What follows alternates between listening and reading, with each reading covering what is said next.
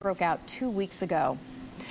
The National Association of Realtors issued its report on existing home sales for the month of March, and it's not pretty. Total existing home sales, including single-family, townhouses, condos, and co-ops, fell more than 8% last month. It is the sharpest decline in 18 years. Wow. Housing expert John Bendall owns Remax offices around the country. Thanks for joining us. You're welcome. So, John, for the longest time, no one wanted to say that the real estate bubble had burst. Has it burst? Can we say that officially?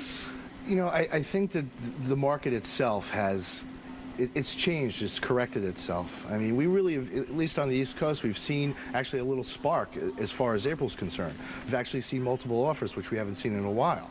Okay. So I think it's, depending on the economics of the given area, I think there's pockets of good and bad. Okay. What does this mean for homeowners hoping to sell? Should they sit tight, or can they still do well on a sale? If they need to sell, I think it's a time for them to sell. I mean, if they don't need to sell and they're just doing it for speculative reasons, it probably is better to sit tight. But if they need to sell, or if a buyer needs to buy, it's still a good market. Is it a buyer's market?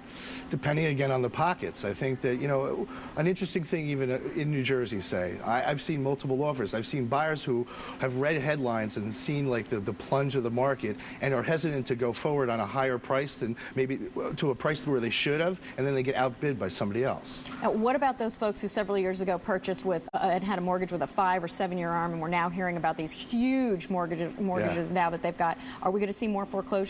I think in certain areas, I think you're going to see more foreclosures. I think a lot of times with the foreclosures in the subprime, we're looking at also people who have bought real estate and speculated on it based on appreciation, not based on like the numbers that they should, as far as if it was an investment for them. What about the dreaded R word? Could the housing market lead us into a recession? Covers a lot. I mean, I've heard experts tell me one thing or the other. I mean, there's no clear path whether it can or not. I also see, though, that with the housing market the way it is, it can also take us and keep us away from a recession.